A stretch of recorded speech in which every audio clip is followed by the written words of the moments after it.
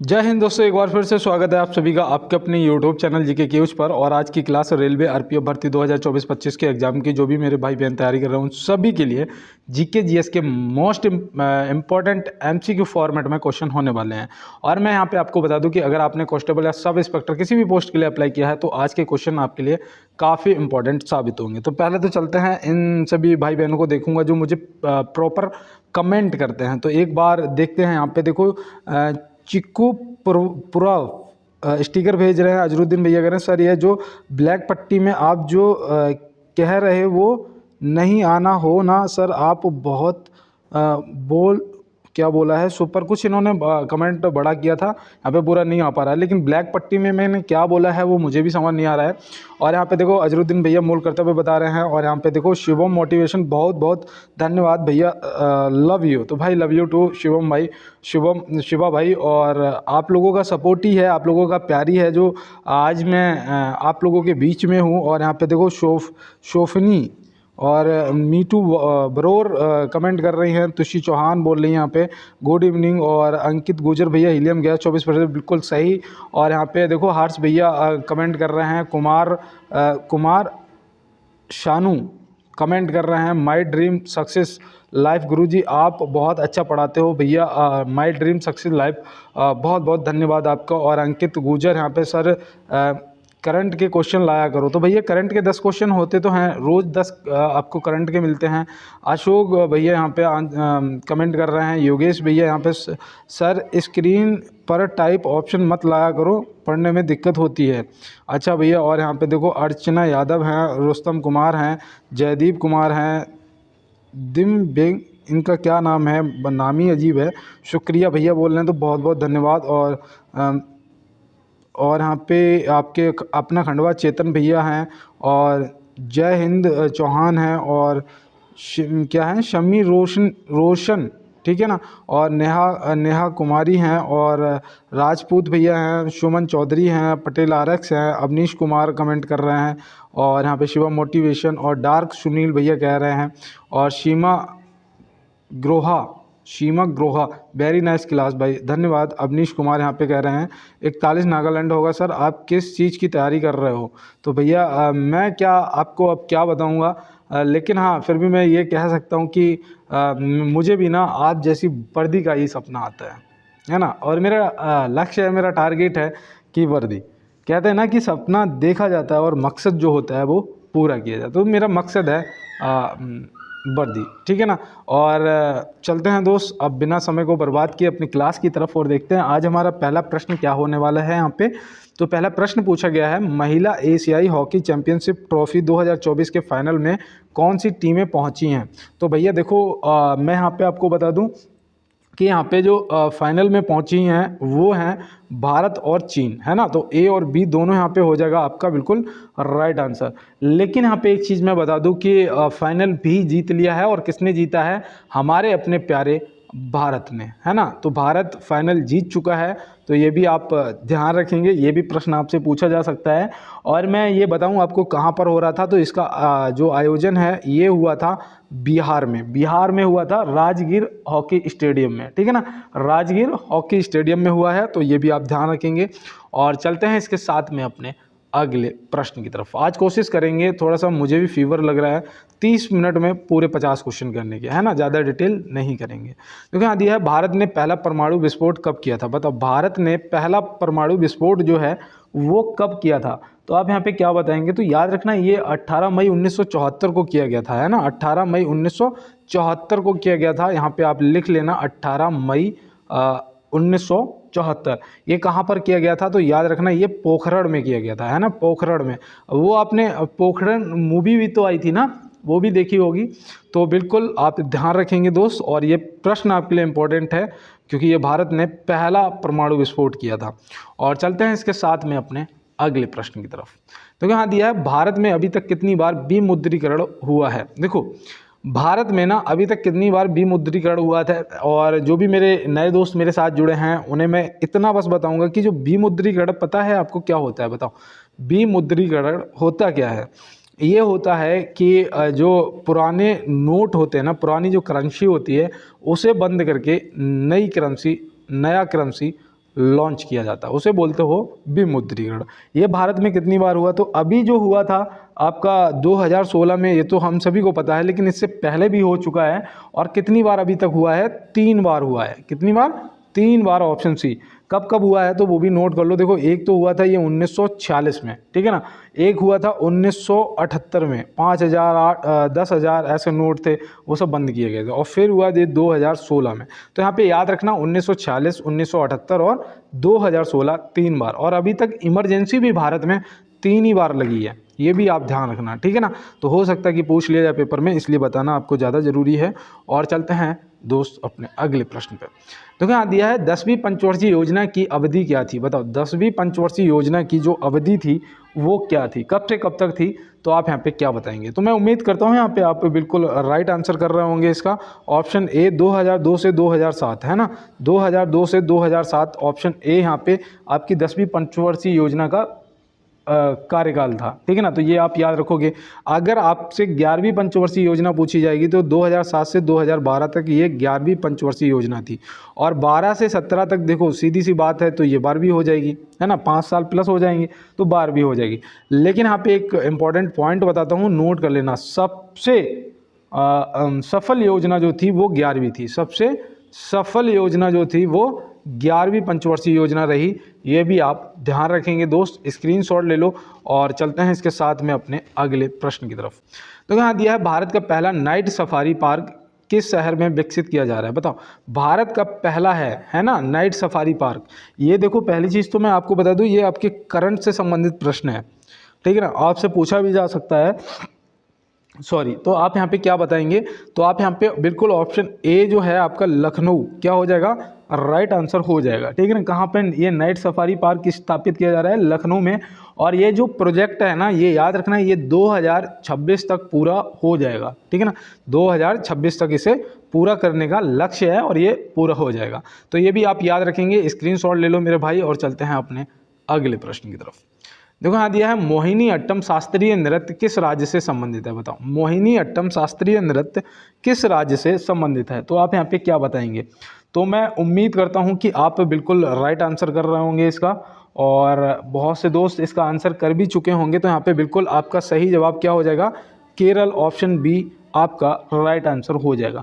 इनसे संबंधित कलाकार भी याद रखना, देखो इनसे संबंधित आप याद रखना, हेमा मालिनी। कौन, हेमा मालिनी जी को, इन्हें भी आप याद रखेंगे। ये किससे संबंधित हैं, तो ये आपकी मोहिनी अट्टम शास्त्रीय नृत्य से संबंधित है ना। और देखो आंध्र प्रदेश से आप कुचिपुड़ी को याद रखेंगे, कुचिपुड़ी याद रखेंगे। कुचिपुड़ी से यामिनी कृष्ण मूर्ति है ना, यामिनी कृष्ण मूर्ति को भी आप याद रखेंगे, ठीक है ना। संबंधित व्यक्ति आपसे पूछे जाते हैं।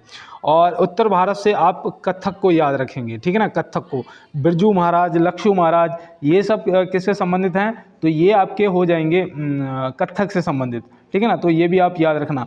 कथकली, कथकली भी आपसे पूछा जाता है, कथकली, तो कथकली आपका केरल से संबंधित है ना।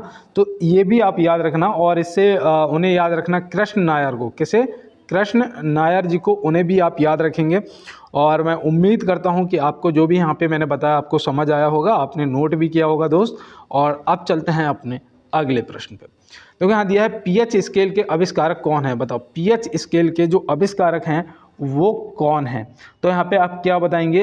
पहले तो आप ये बताओ, पीएच स्केल की जो रीडिंग होती है वो कितनी होती है, ये भी पूछा जाता है। तो याद रखना 0 से 14 तक, और बीच में एक 7 होता है ना, सेंटर जो होता है वो 7 होता है।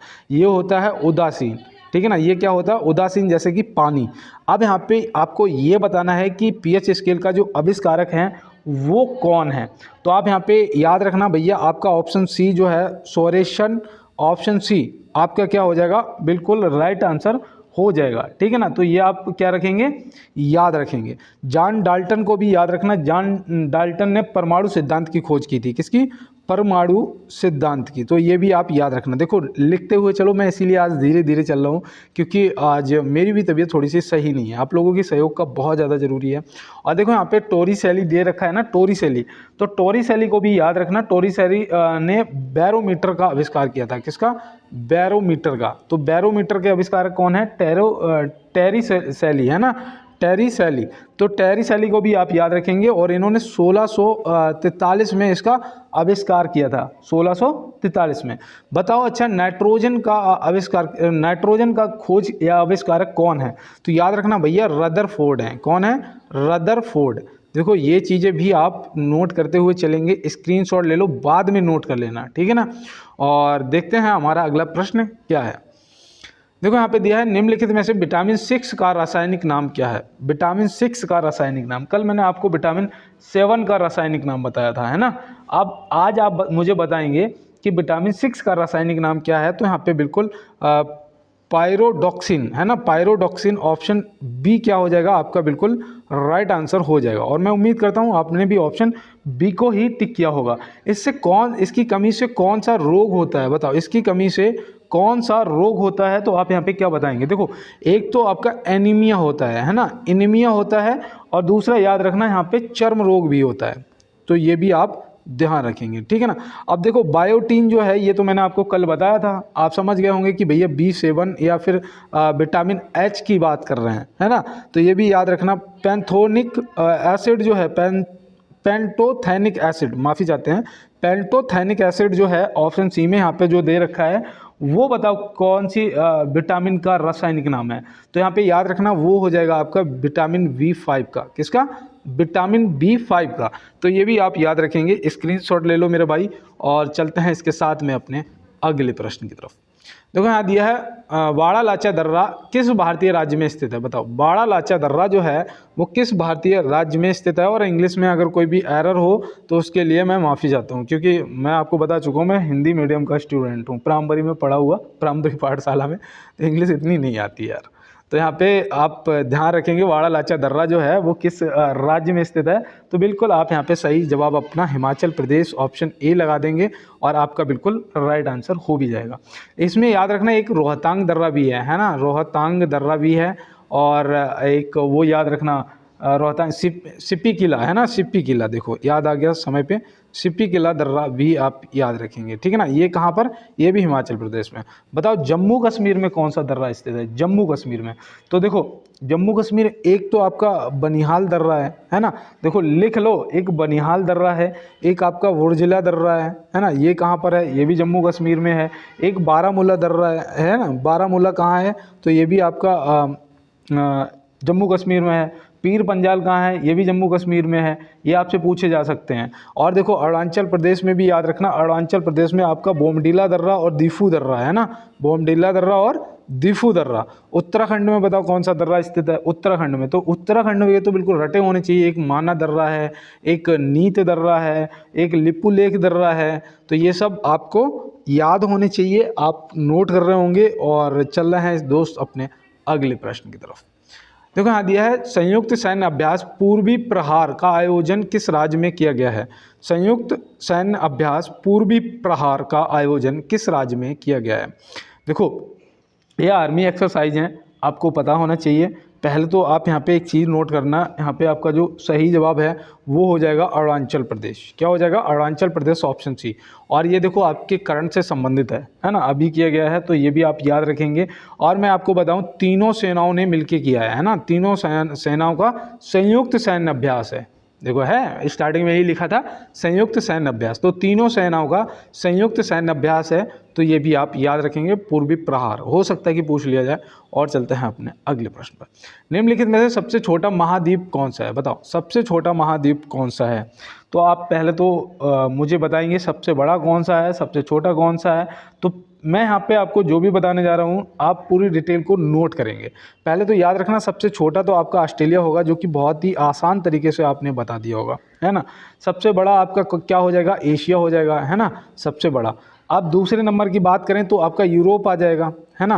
और अगर हम यहाँ पे तीसरे नंबर की बात करें तो आपका अफ्रीका आ जाएगा, है ना। अगर यहाँ पे आपसे चौथे नंबर का पूछ लिया जाएगा तो उत्तरी अमेरिका हो जाएगा। और अगर आपसे यहाँ पे पाँचवें नंबर का पूछा जाएगा तो आप क्या बताएंगे? तो याद रखना दक्षिणी अमेरिका हो जाएगा, ठीक है ना। तो यहाँ पे बिल्कुल मैंने आपको वो सब पॉइंट बताता हुआ चल रहा हूँ जो मुझे लगता है कि पेपर में आपसे पूछा जा सकता है। और बिल्कुल दोस्त, चलते हैं इसके साथ में अपने अगले प्रश्न पे। और यहाँ देखो दिया भी है कि 1 दिसंबर को सीमा सुरक्षा बल का कौन सा स्थापना दिवस मनाया गया है। 1 दिसंबर को सीमा सुरक्षा बल मतलब कि VSF है ना, VSF का स्थापना दिवस मनाया गया है। तो अगर आपको इसका स्थापना पता होगा ना कब किया गया है, तो नहीं भी पता होगा तो भी आप निकाल के बता सकते हैं, है ना। तो यहाँ पे याद रखना 59वां ऑप्शन ए क्या हो जाएगा, आपका बिल्कुल राइट आंसर हो जाएगा, ठीक है ना।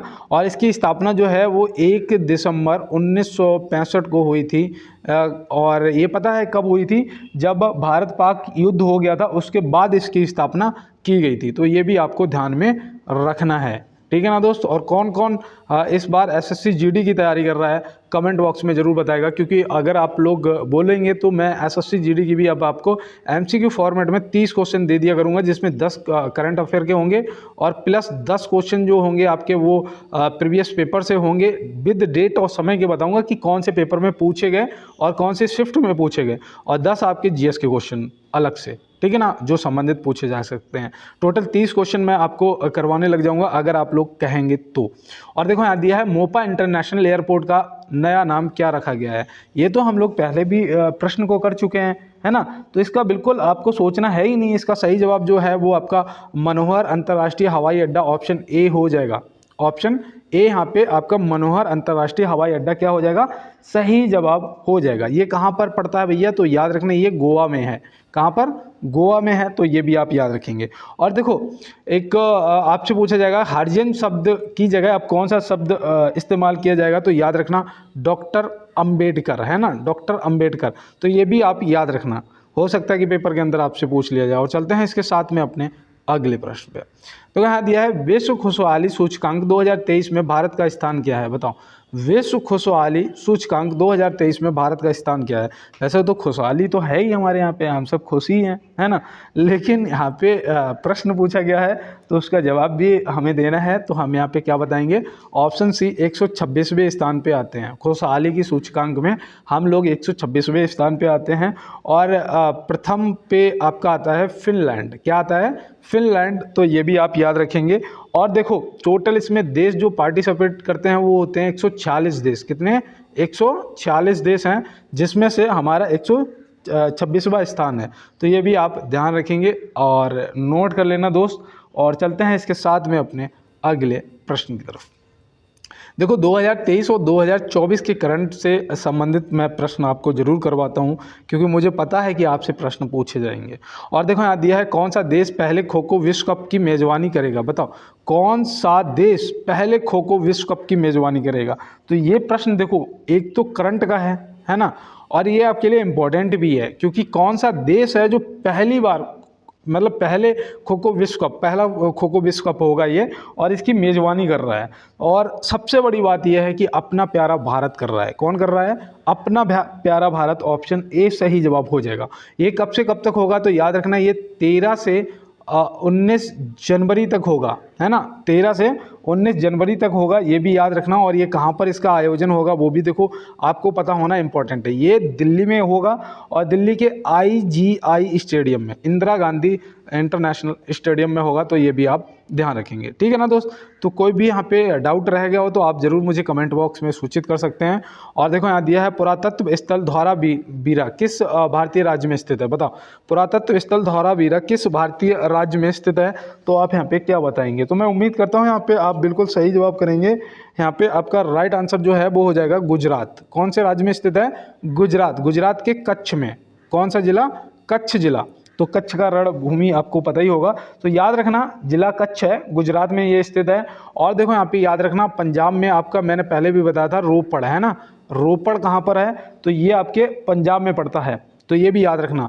और देखो यहाँ पे एक याद रखना राजस्थान, राजस्थान में आपका वो पड़ता है कालीबंगा, है ना, जहाँ से काले रंग की चूड़ियाँ मिली थी। तो कालीबंगा भी आपको, कालीबंगा भी आपको ध्यान रखना है, राजस्थान में पड़ता है। अब यहाँ पे आपसे ये भी पूछा जा सकता है कि जो लोथल है वो कहाँ स्थित है, बताओ लोथल। तो लोथल कौन से राज्य में स्थित है। तो मैं उम्मीद करता हूँ आपने आंसर कर दिया होगा इसका, गुजरात है ना, गुजरात। जी मैं यहाँ पे शॉर्टकट में लिख देता हूँ। तो जी आप गुजरात इसका राइट आंसर कर चुके होंगे। और चलते हैं इसके साथ में दोस्त अपने अगले प्रश्न पे। देखो 17वां क्वेश्चन है, मैं 1 मिनट के लिए रुकूंगा। मैं यही कहूँगा कि हो सकता है मेरी ज़बान पे माँ सरस्वती विराजमान हो। जो भी मेरे छोटे बड़े भाई बहन मुझे इस टाइम सुन रहे हैं, जिनके कान में मेरी आवाज़ जा रही है, उन्हें इस बार 100% उन्हें सफलता मिलेगी, उनका वर्दी मिलना तय है। और देखो एक चीज़ मैं आपको आज बताता हूँ, मैं लाइक शेयर सब्सक्राइब के लिए नहीं कहूँगा, क्योंकि मुझे पता है आप बिना बोले ही आप लोग बहुत मुझे सपोर्ट कर रहे हो। तो मैं यहाँ पे एक लाइन कहूँगा कि जो आपकी भावनाओं को जानकर भी आपको तकलीफ़ दे, वो कभी अपना हो ही नहीं सकता है। इस बात को ध्यान में रखना। और दोस्त, अपना जो इम्पोर्टेंट समय है वो किसी ऐरा गैरा के लिए बर्बाद मत करना, ठीक है ना। मैंने एक रील देखी थी, उसमें कहते हैं कि हर किसी को आने की इजाज़त ना दी, दिल को दिल रहने दिया, धर्मशाला नहीं होने दिया, है ना। तो दिल को दिल रहने दो, धर्मशाला मत होने दो। ऐरा गैरा के लिए समय बर्बाद मत करो। अपना समय अपने पे खर्च करो। अगर काम नहीं है ना तो दोस्त फ्री बैठे रहो, लेकिन किसी के लिए समय बर्बाद फालतू में मत करो। और देखो यहाँ दिया है, अखिल भारतीय किसान सभा की स्थापना कहाँ हुई थी। बताओ अखिल भारतीय किसान सभा की जो स्थापना है वो कहाँ हुई थी। तो यहाँ पे आपका जो राइट आंसर है वो मैं उम्मीद करता हूँ आपने कर दिया होगा, लखनऊ में हुई थी। ऑप्शन सी यहाँ पे आपका सही जवाब हो जाएगा। कब हुई थी ये भी आप याद रखना, तो ये सन 1936 में हुई थी। कब हुई थी दोस्त? 1936 में हुई थी। तो ये भी आप ध्यान रखेंगे। और चलते हैं दोस्त इसके साथ में अपने अगले प्रश्न की तरफ। देखो यहाँ दिया है, साइमन कमीशन वापस जाओ का नारा किसने दिया था। बताओ, गो बैक साइमन कमीशन।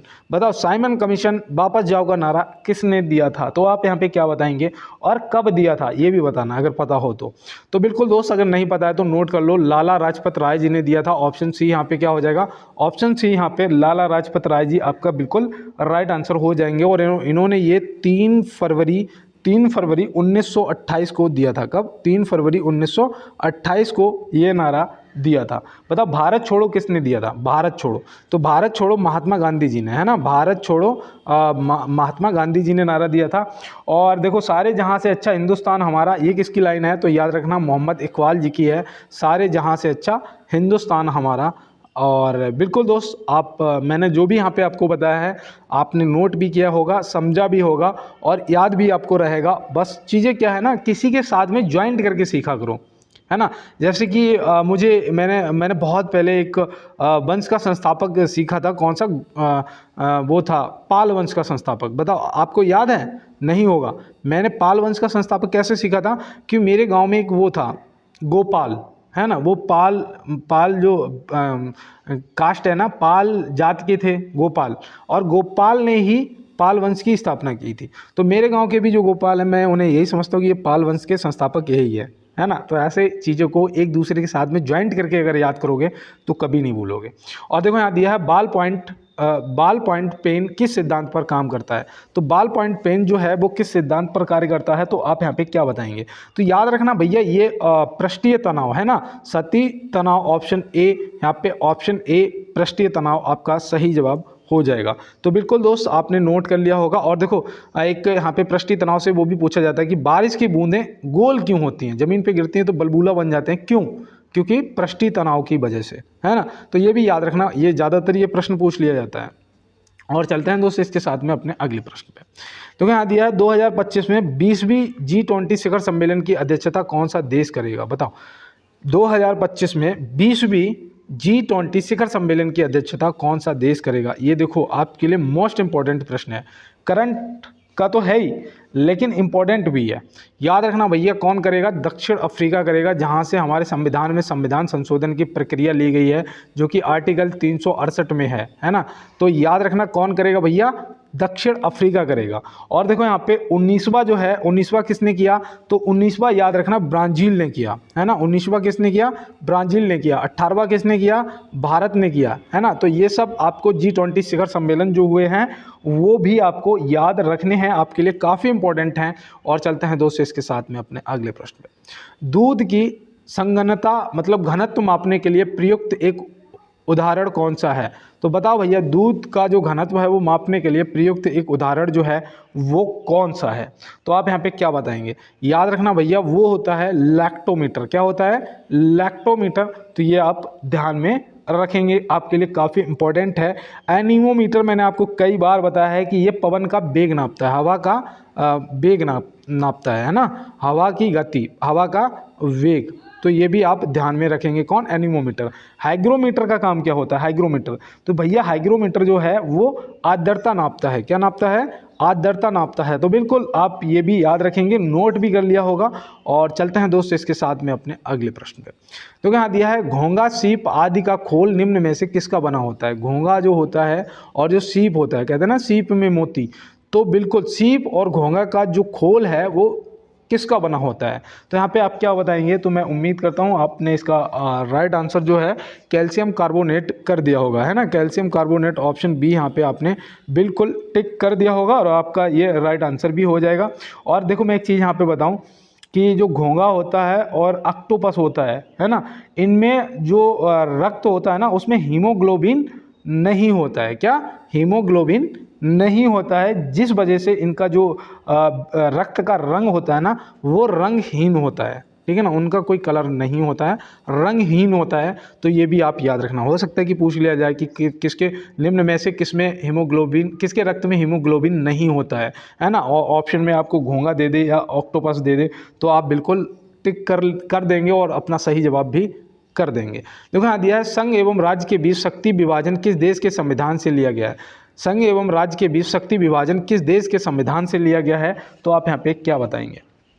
तो मैं उम्मीद कर रहा हूँ कि आपने राइट आंसर कर दिया होगा यहाँ पे भैया, कनाडा, है ना। कनाडा ऑप्शन सी यहाँ पे आपने सही जवाब लगा दिया होगा। और देखो यहाँ पे याद रखना, रूस के संविधान से मौलिक कर्तव्य लिए गए हैं ना। मौलिक कर्तव्य जो हैं वो किस देश के संविधान से लिए गए हैं? रूस के संविधान से, है ना। और विधि द्वारा स्थापित प्रक्रिया जो है वो जापान के संविधान से लिया गया है।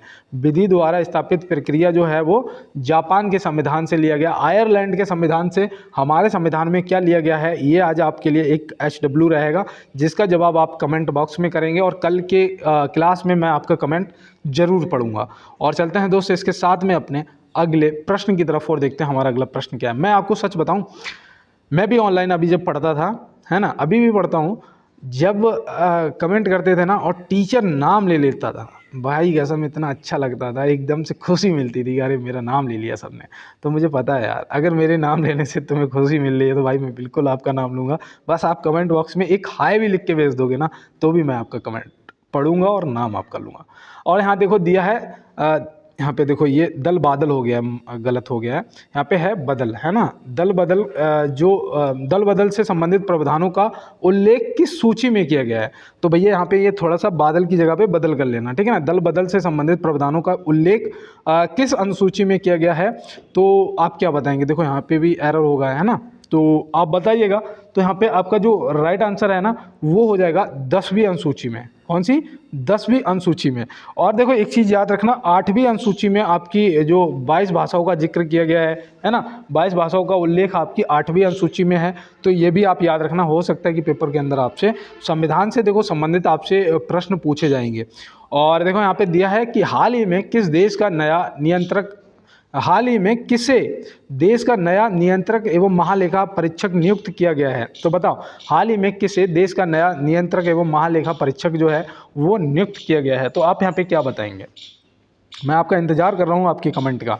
तो आपने ऑप्शन पढ़ लिया होंगे, ऑप्शन कर भी दिया होगा, तो बिल्कुल मैच करिएगा। संजय मूर्ति, क्या ऑप्शन ए यहाँ पे आपका राइट आंसर हो गया है? देखो ये आपके करंट से संबंधित प्रश्न है, जो हाल ही में नियुक्तियां हैं, हाल ही में हमारे पड़ोसी देशों के जो प्रधानमंत्री, राष्ट्रपति बनते हैं, ये सब नियुक्तियां और निधन आपको विशेष रूप से एक बार देख लेने हैं, क्योंकि दोस्त ये पूछे जाते हैं। बताओ निम्नलिखित में से संघ शक्ति समिति के अध्यक्ष कौन थे?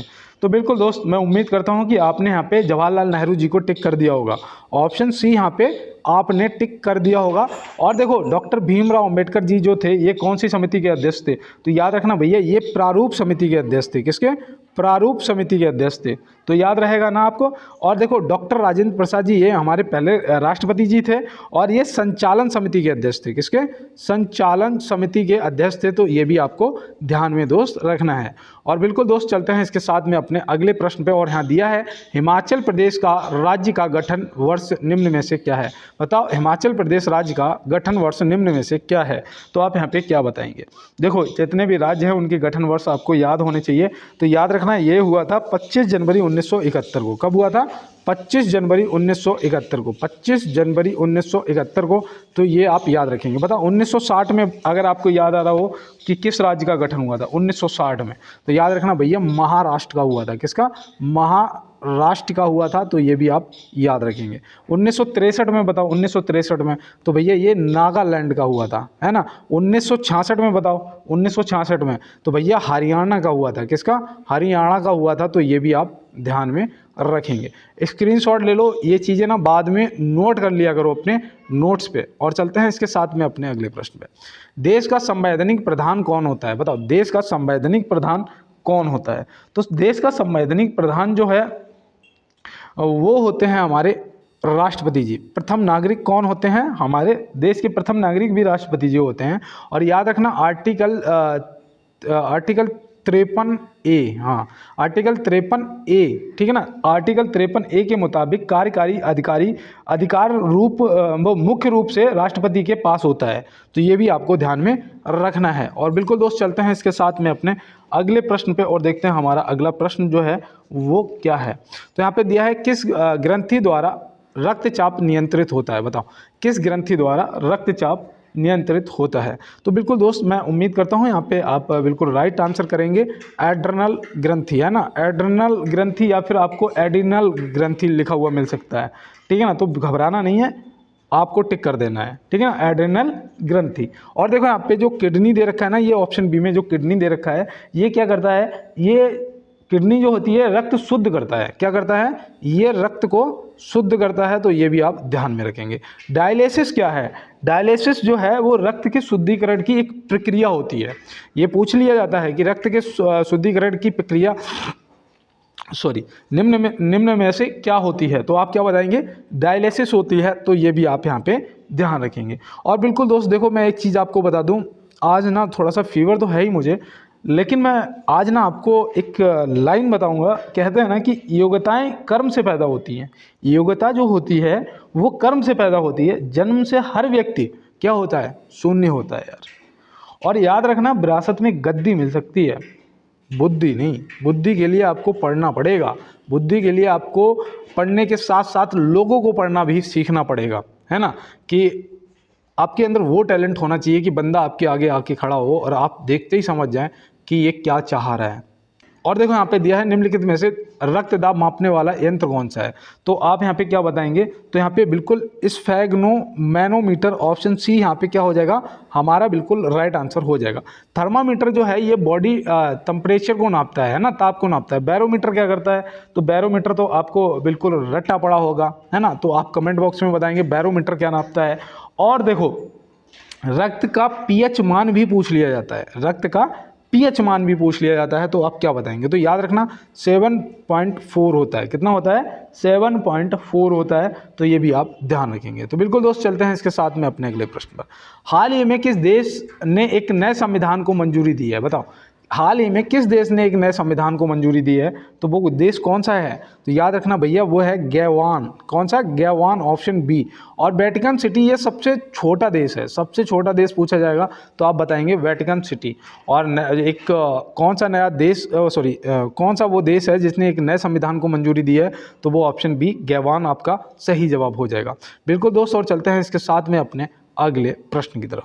तो यहाँ दिया है ध्वनि ऊर्जा को विद्युत ऊर्जा में कौन परिवर्तित करता है? बताओ ध्वनि ऊर्जा को विद्युत ऊर्जा में कौन परिवर्तित करता है? तो बिल्कुल दोस्त यहाँ पे तो बिल्कुल ज़्यादा सोचना ही नहीं है ना। यहाँ पे माइक्रोफोन आपका हो जाएगा क्या? बिल्कुल राइट आंसर। और देखो मोमबत्ती क्या करती है? मोमबत्ती याद रखना ये रासायनिक ऊर्जा को उसमें प्रकाश ऊर्जा में बदल देती है ना। प्रकाश ऊर्जा में बदल देती है। और देखो यहाँ पे जो सितार होता है ये यांत्रिक ऊर्जा को किस में बदलता है? ध्वनि ऊर्जा में बदल देता है ना। ध्वनि ऊर्जा में बदल देता है। और देखो विद्युत मोटर जो है ये विद्युत ऊर्जा को यांत्रिक ऊर्जा में बदल देता है। तो ये सब आपको ध्यान में रखने हैं, ये आपके लिए इंपॉर्टेंट हैं, आपसे पूछे जा सकते हैं। और चलते हैं इसके साथ में अपने अगले प्रश्न पे। तो यहाँ दिया है संस्कृति और शिक्षा संबंधित अधिकार किस अनुच्छेद में दिया गया है, बताओ। संस्कृति और शिक्षा संबंधित जो अधिकार है वो किस अनुच्छेद में दिया गया है, तो याद रखना भैया ये अनुच्छेद आपका 29 और 30, ऑप्शन सी यहाँ पे क्या हो जाएगा, सही जवाब हो जाएगा। अगर भाग की बात करेंगे तो कौन से भाग में, तो भाग 4 में आपके आ जाएंगे। अनुच्छेद 19 से 22 तक बताओ क्या दिया गया है, 19 से 22 तक। तो याद रखना स्वतंत्रता का अधिकार दिया गया है ना। 19 में आपके जो पत्रकार लोग होते हैं उन्हें बोलने की स्वतंत्रता होती है, एक तत्र इकट्ठा होने की स्वतंत्रता होती है, तो ये सब आपको याद रखना है। 23 और 24 में क्या दिया है, तो 23 और 24 में आप याद रखना शोषण के विरुद्ध अधिकार है ना, शोषण के विरुद्ध अधिकार दिया गया है। और अनुच्छेद 32 में संवैधानिक उपचारों का अधिकार दिया गया है, तो ये आपको याद रखना है। 25 से 28 तक आपका धर्म से संबंधित दिया गया है, तो ये भी आप ध्यान रखेंगे, धर्म का स्वतंत्रता एवं धर्म का प्रचार है ना, तो ये भी आपको ध्यान में रखना है। तो बिल्कुल दोस्त, और अगर कोई क्लास में मुझसे गलती हुई हो तो उसके लिए मैं माफ़ी चाहता हूँ। और यहाँ पे देखो दिया गया है कोलकाता उच्च न्यायालय का स्थापना वर्ष निम्न में से क्या है, बताओ। कोलकाता उच्च न्यायालय का स्थापना वर्ष निम्न में से क्या है, तो इनमें से आप बताएंगे। तो याद रखना भैया कोलकाता, बम्बई और मद्रास, इन तीनों की जो स्थापना है वो 1862 में हुई थी, है ना। कोलकाता, बम्बई और मद्रास, ठीक है ना, तो ये आप ध्यान रखेंगे।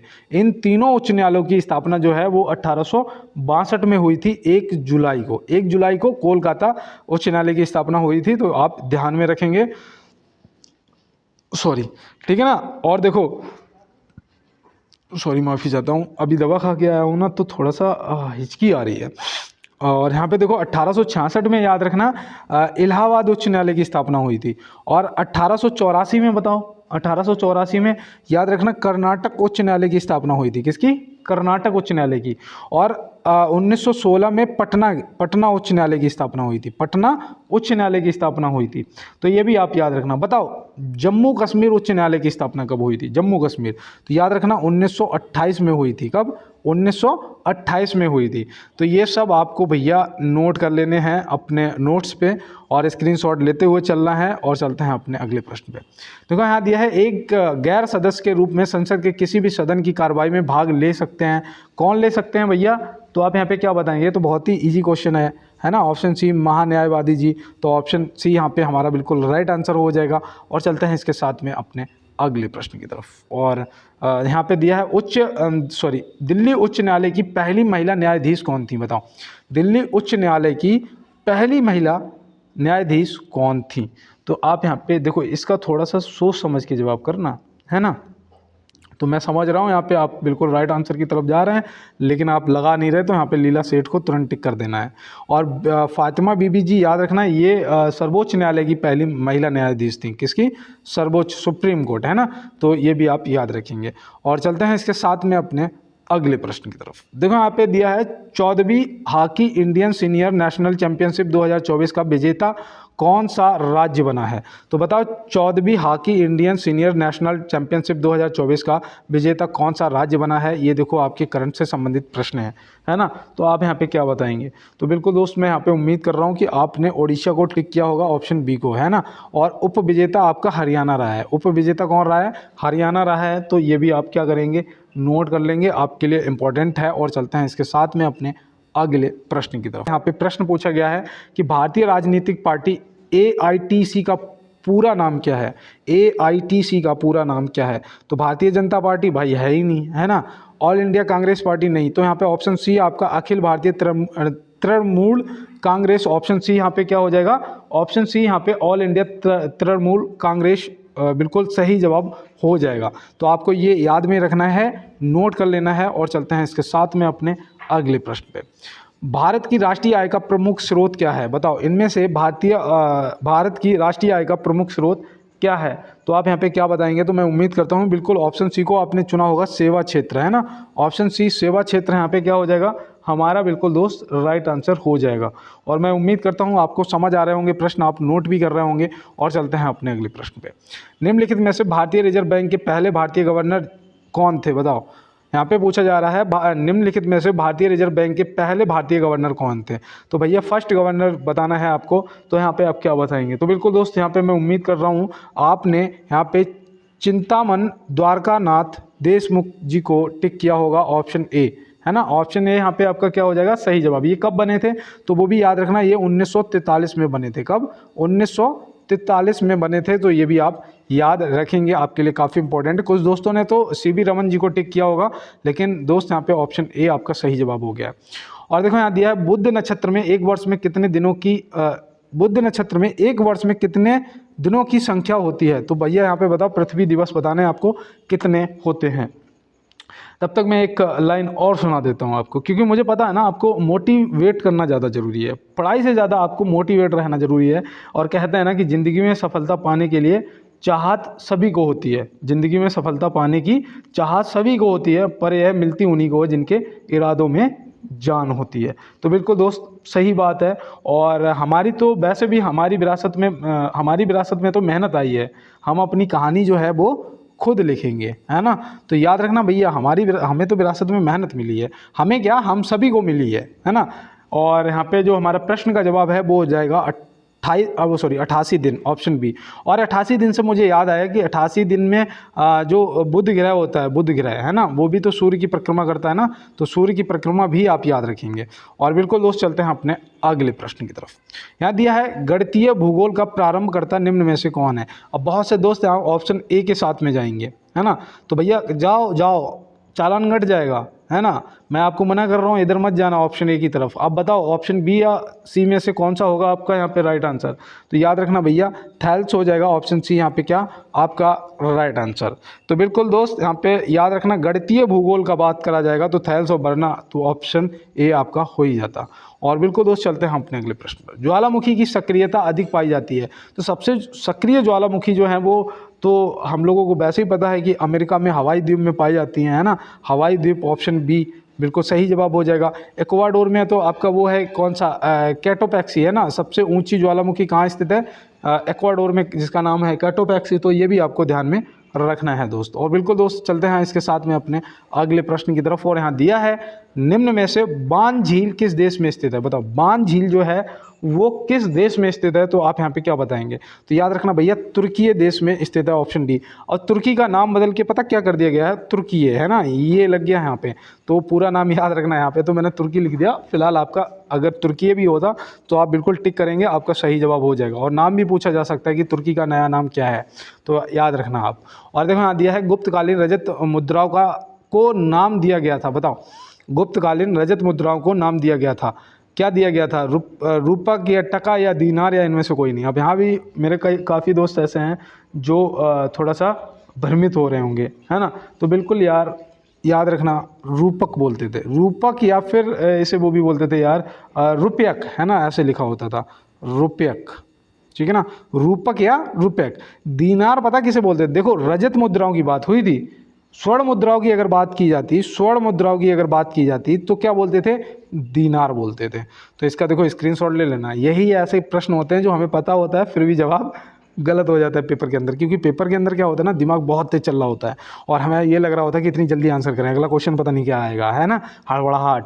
और उस हड़बड़ाहट में ही क्या होता है, 2-3 क्वेश्चन गलत हो जाते हैं। नहीं आने देना है अपने पास, है ना। ऐसे जाना जैसे बिल्कुल नॉर्मल तरीके से हम कक्षा 5 का पेपर देने जा रहे हों, बिल्कुल फ्री माइंड, ठीक है ना, कि हाँ भाई होगा तो ठीक, नहीं होगा तो ठीक, ठीक है ना, लेकिन मेहनत करके जाना। रणभूमि में उतरे हो तो हारने तो है ही नहीं, है ना। और देखो यहाँ दिया है भारत में पहले 3D प्रिंट पोस्ट ऑफिस का निर्माण किस शहर में किया गया है। बताओ भारत में पहले 3D प्रिंट पोस्ट ऑफिस का निर्माण किस शहर में किया गया है। तो यहाँ पे आपका जो राइट आंसर है वो हो जाएगा बेंगलुरु कर्नाटक, ऑप्शन बी, है ना, ऑप्शन बी बेंगलुरु आपका सही जवाब हो जाएगा। और देखो कहते हैं ना, वैसे भी मैंने कई बार आपसे कहा था कि हम लोग उस कैटेगरी के हैं जो हर युद्ध को हमने घायल होने के बाद ही जीता है ना, हर युद्ध को हमने घायल होने के बाद ही जीता है। तो बिल्कुल दोस्त, और हम पैदा ही हुए हैं यार अपने घर की स्थिति को सुधारने के लिए। हमारा जीवन आसान नहीं हो सकता है। मैं रोज़ कहता हूँ कि आप अपने घर की स्थिति को सुधारने के लिए पैदा हुए हो, आपका जीवन आसान नहीं हो सकता। स्ट्रगल आपकी लाइफ में घोल घोल के भर दिया गया है और आप जितना स्ट्रगल करोगे उतना ज़्यादा निखरोगे, याद रखना। और आज जो पढ़ लोगे ना, ये कभी बेकार नहीं जाता है। सोचो अगर आज मुझे नौकरी नहीं मिली और मैंने अगर ना पढ़ा होता तो आज मैं क्या कर रहा होता, मजदूरी, है ना।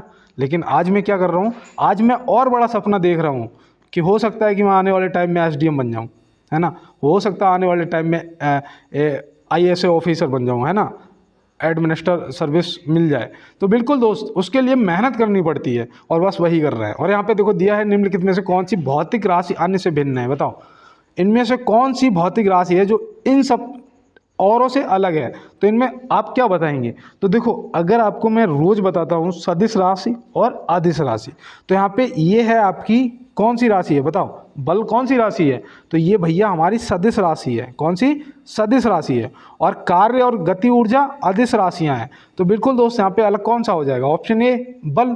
तो बिल्कुल दोस्त याद रखेंगे। और चलते हैं इसके साथ में अपने अगले प्रश्न की तरफ। निम्न में से सरदार सरोवर बांध किस नदी पर बना है, बताओ भाई निम्नलिखित में से सरदार सरोवर बांध किस नदी पर बना है।